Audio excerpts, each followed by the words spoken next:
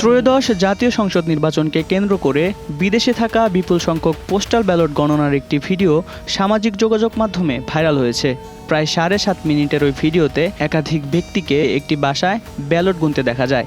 ভিডিওতে শোনা যায়, এটি ফেসবুকে ছড়ালে ভাবমূর্তি ক্ষতিগ্রস্ত হবে এবং প্রবাসীদের পোস্টাল ব্যালট বন্ধ হয়ে যেতে পারে। খামগুলোর উপর বাহরাইনের ঠিকানাও দেখা গেছে বলে দাবি করা হচ্ছে।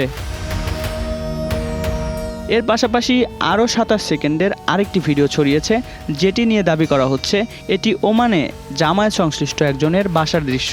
সেই ফুটেজে চট্টগ্রাম 3 আসনের নাম উচ্চারণ করতে শোনা যায়।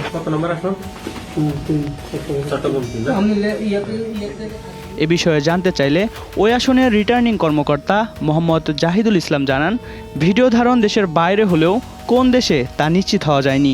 বিষয়টি খতিয়ে দেখা হচ্ছে।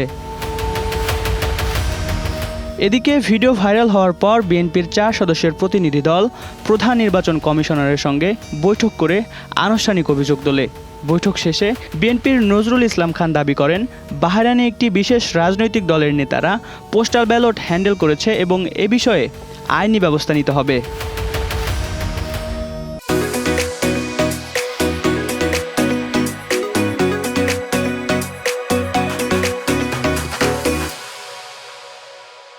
অন্যদিকে নির্বাচন কমিশন জানায়, বিষয়টি তাদের নজরে এসেছে এবং বাহরাইনে নিযুক্ত রাষ্ট্রদূতের সঙ্গে যোগাযোগ করা হয়েছে।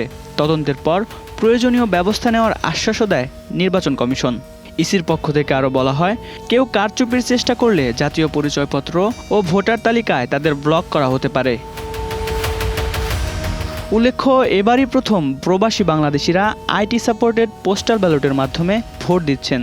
300 আসনে মোট 15,27,000-এর বেশি পোস্টাল ভোট নিবন্ধন অনুমোদন হয়েছে, যার মধ্যে প্রবাসী ভোটারই 7,60,000-এর বেশি।